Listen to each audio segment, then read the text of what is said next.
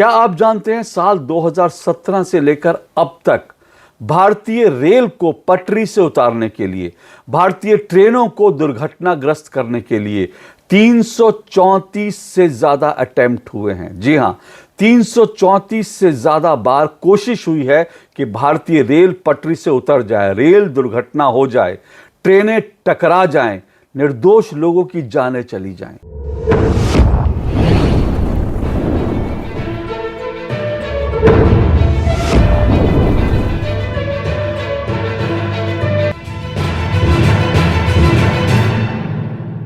ये बात तो आप अच्छी तरह से जानते ही होंगे कि बीते एक साल में भारत में 3 बड़ी रेल दुर्घटनाएं हुई हैं और इन 3 बड़ी रेल दुर्घटनाओं में 300 से ज्यादा निर्दोष यात्रियों की जान गई है। अब आप चाहें तो कांग्रेस की तरह इन 3 बड़ी रेल दुर्घटनाओं के लिए और 300 से ज्यादा यात्रियों की जान जाने के लिए रेलवे विभाग को कोस सकते हैं। आप रेलवे विभाग को, भारतीय रेल को नाकारा रेल सिस्टम कह सकते हैं। आप चाहें तो कांग्रेस की तरह रेल मंत्री को रील मंत्री कहकर उनके ऊपर इन रेल यात्रियों की मौत का ठीकरा फोड़ सकते हैं। आप चाहें तो प्रधानमंत्री नरेंद्र मोदी को भी कोस सकते हैं और भारत सरकार को भी नाकारा सरकार कह सकते हैं। आप चाहें तो ये सब कुछ कर सकते हैं। लेकिन क्या आप जानते हैं कि अगर भारतीय रेल विभाग के 12 लाख कर्मचारी सतर्क नहीं होते, अगर भारत सरकार मुस्तैद नहीं होती, चौकन्नी नहीं होती, तो ये जो 3 बड़ी रेल दुर्घटनाएं हैं इनकी संख्या 300 से ज्यादा होती। क्या आप जानते हैं कि अभी जिन मरने वालों की संख्या आप 300 में गिन रहे हैं वो 3000 से ज्यादा हो सकती थी। ऐसा मैं किस आधार पर कह रहा हूं जानते हैं आप? मैं आपको संसद में रखे गए एक आंकड़े के आधार पर कह रहा हूं। हालांकि संसद में जो आंकड़ा रखा गया ये एक साल का नहीं था, लेकिन साल 2017 से लेकर अब तक का था। क्या आप जानते हैं साल 2017 से लेकर अब तक भारतीय रेल को पटरी से उतारने के लिए, भारतीय ट्रेनों को दुर्घटनाग्रस्त करने के लिए 334 से ज्यादा अटेम्प्ट हुए हैं। जी हां, 334 से ज्यादा बार कोशिश हुई है कि भारतीय रेल पटरी से उतर जाए, रेल दुर्घटना हो जाए, ट्रेनें टकरा जाएं, निर्दोष लोगों की जानें चली जाएं। ये सब अगर मैं आज से कुछ दिन पहले कहता तो आपको लगता कि मैं गोदी मीडिया हूं, ऐसा इसलिए कह रहा हूं। आपको लगता कि शायद मैं मोदी सरकार को या शायद मैं रेल मंत्री को बचाने के लिए ऐसा कर रहा हूं।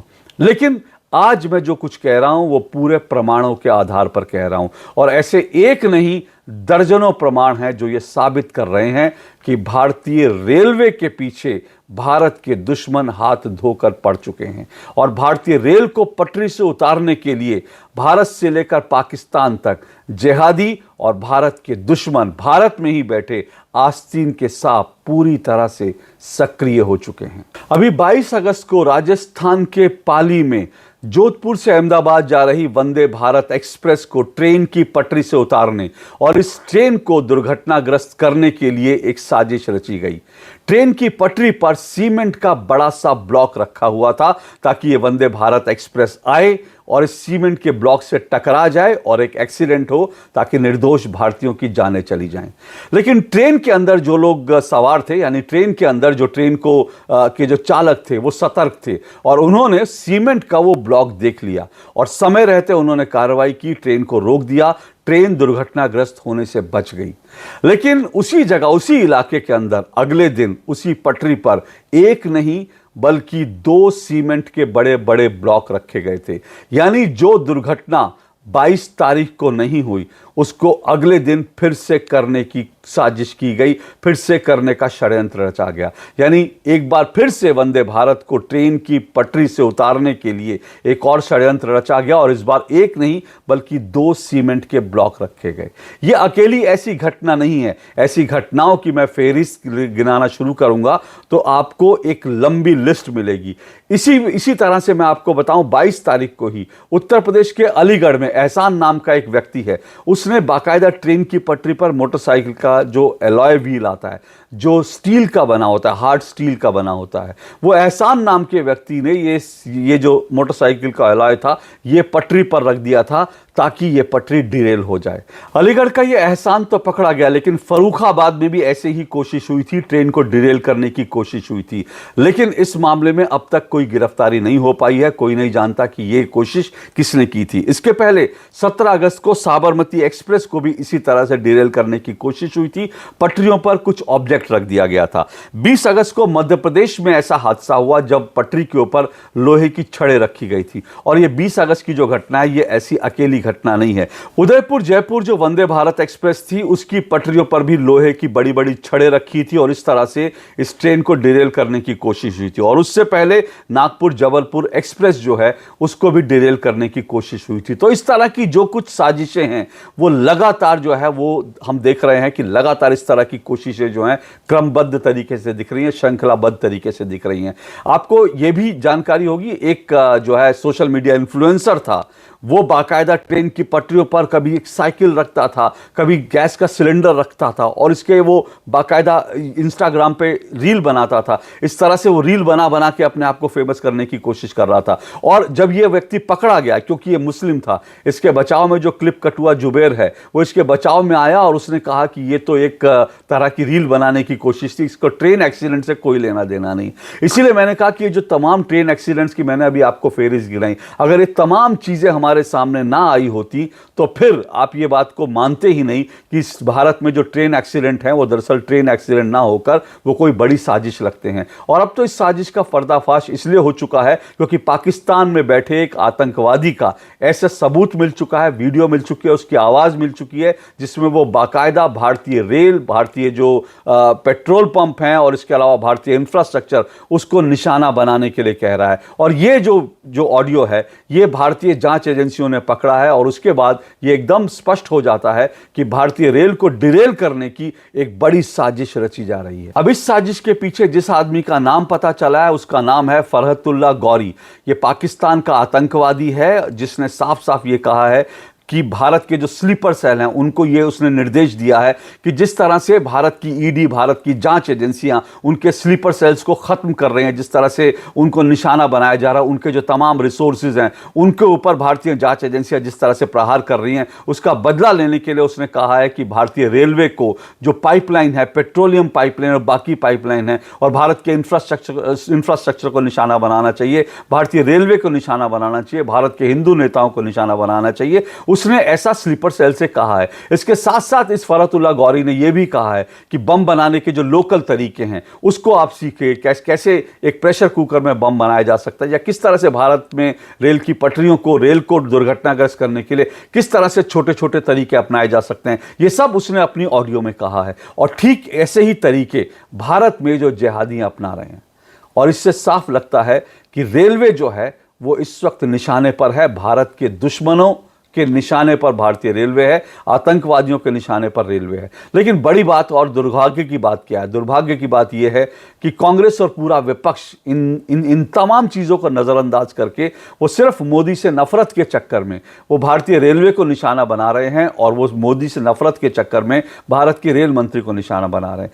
क्या आप जानते हैं कि भारतीय रेलवे, जिसमें करीब करीब 12 लाख से ज़्यादा कर्मचारी काम करते हैं, 2.5 करोड़ लोग भारतीय रेल से रोज सफ़र करते हैं, 2.5 करोड़ लोग, ये गिनती आप समझते हैं कितनी बड़ी है?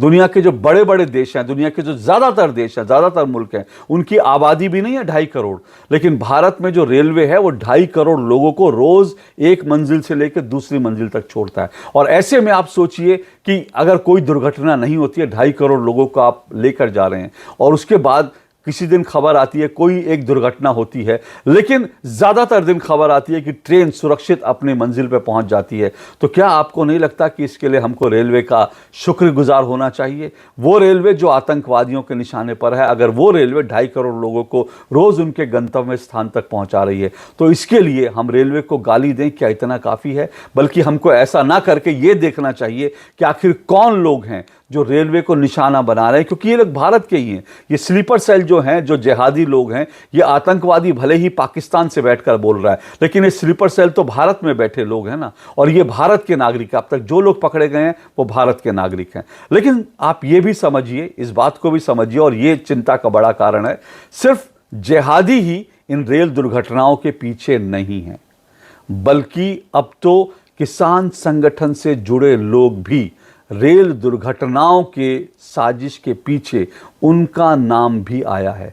ये खबर सुनकर आप चौंक भी गए होंगे और शायद आप या फिर बहुत से लोग कंगना रनौत की तरह मुझे भी जो है इस बात के लिए दोषी ठहराएं और कहें कि मैं किसानों को निशाना बना रहा हूं। जी नहीं, मैं किसी किसान को निशाना नहीं बना रहा हूं। देश के जो 90% या फिर यूं कहिए देश के 98%, 99% किसान जो हैं वो वास्तव में किसान हैं। उनका देश के खिलाफ या देशद्रोही गतिविधियों से कोई संबंध नहीं है। लेकिन 1% ऐसे लोग तो हैं जो मोदी से नफरत के चक्कर में वो भारतीय रेलवे को भी नुकसान पहुंचाने के लिए जो हैं वो साजिश रच रहे हैं। 1% लोग तो ऐसे हैं जो भारत को बदनाम करने के लिए या भारत में आतंकी गतिविधियों को बढ़ावा देने के लिए काम कर रहे हैं। अब अगर मैं 1% लोगों की बात कर रहा हूं तो ये भी मैं फैक्ट के आधार पर कह रहा हूं, क्योंकि अररिया में बाकायदा भारतीय किसान यूनियन के एक नेता का बेटा रेलवे की पटरी पर पेड़ों के बड़े बड़े तने रखते हुए पकड़ा गया है। जी हां,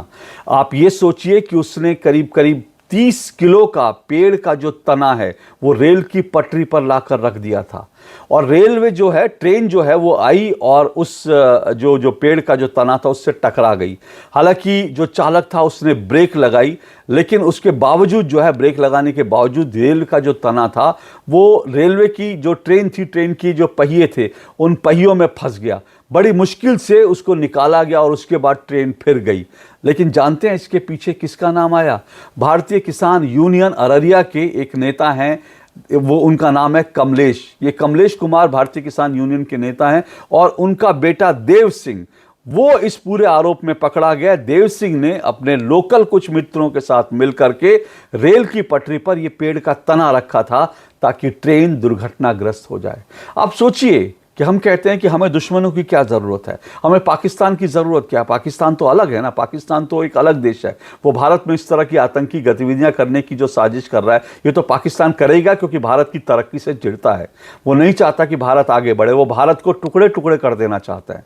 लेकिन सवाल यह है कि भारतीय किसान यूनियन के नेता का बेटा वो आखिर किस मंशा से भारत की ट्रेन को नुकसान पहुंचाने के लिए साजिश रच रहा है?